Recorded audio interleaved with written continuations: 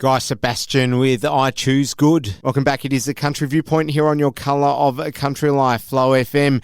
It's time to take a look at an issue that we've spoken a lot about on this program over the last couple of years, and that is the childcare desert, particularly in regional Victoria. And joining me on the line now is Mikaela Reading. She's heavily affected by this.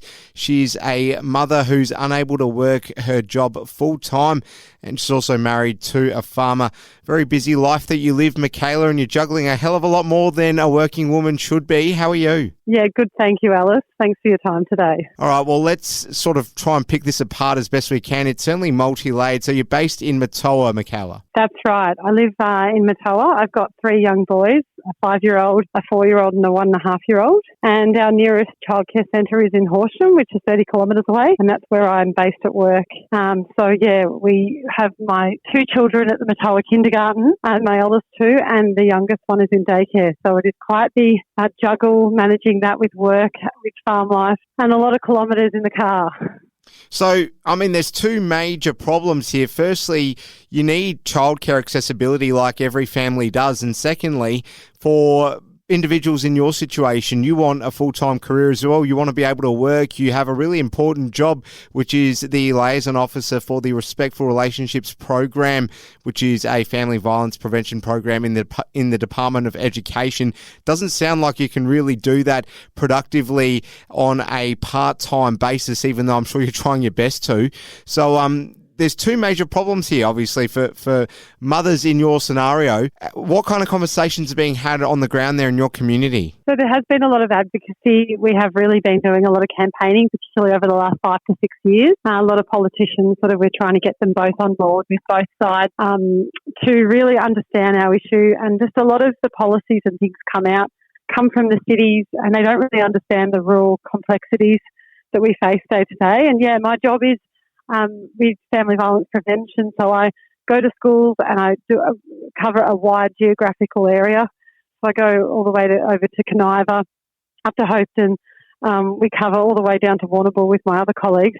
But yeah, we cover over 110 schools in the education department, and my job at 2.5 days a week is really limiting. But I do my best. But obviously, if I had the ability to work more hours, I would be able to probably do a bit better job. It's just an absolutely crazy situation, and people shouldn't be hamstrung like this purely due to their geographic location. But we say that about a lot of things, don't we? It is the Country Viewpoint here on Flow FM. We're going to continue this very important dialogue with Mikaela Reading on the other side of this break. Don't go anywhere. It's the Country Viewpoint on Flow FM. Sam Fisher's song Afterglow, and welcome back. It is the Monday edition of the Country Viewpoint on Flow FM. I've got Mikaela Reading on the line.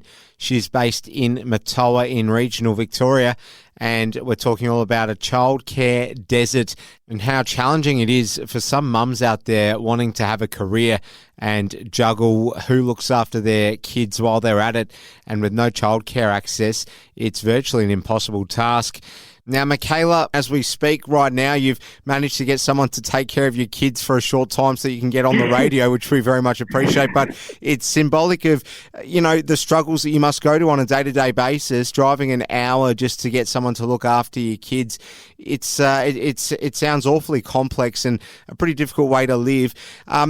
What is the major issue in your opinion? I mean, we know how expensive it is for so many people to get childcare firstly, but secondly, when it's not even there as an option, I mean, where do you go from there? And it seems like it's such a win every time we hear one of these small towns in regional Victoria that's getting, successfully negotiated into a childcare provider agreement. We've just heard that Charlton's got one, but often the conversation is that, it's not there and it's not on the horizon. So what do you think the main issue is? Well, it definitely adds a lot of stress to my day-to-day life. We've had to become really innovative to try and deal with solutions. So my friend and I, we bought a 6-seater pram, and we had our kids each in the 6-seater pram, and one of us worked one week and the other one worked the other.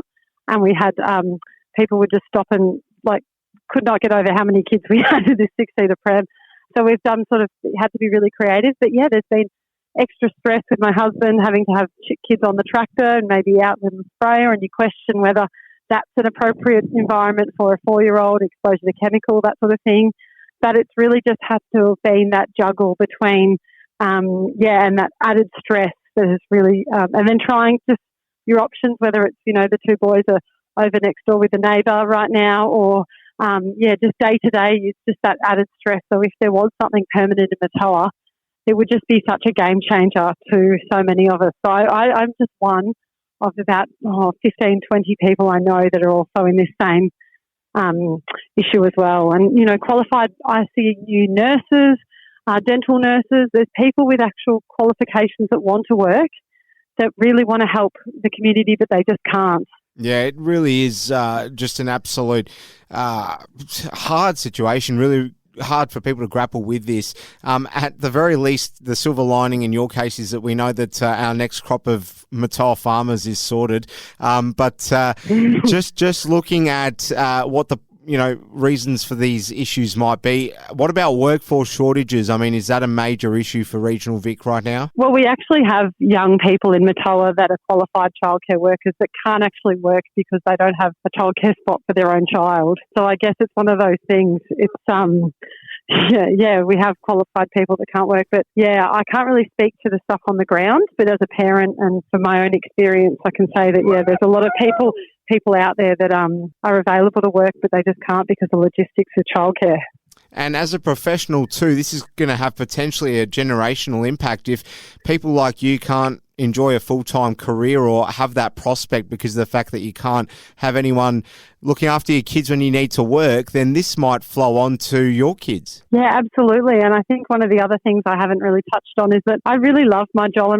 I'm really passionate about family violence prevention and going and, essentially teaching teachers about what that is in classes and schools. And so I feel like my role is really powerful. So it's also really well linked with my own mental health and having a break from my busy day-to-day life with the 3 kids. And so I really love work because I do think I'm doing good in the world, but also it's really great just to have a bit of a break. And sometimes when you're at work, it's a bit of a holiday from the relentless busyness of being a mum of 3. Oh, I completely understand that. I often hear that from a lot of people who I've sort of grown up with who are in similar situations to you.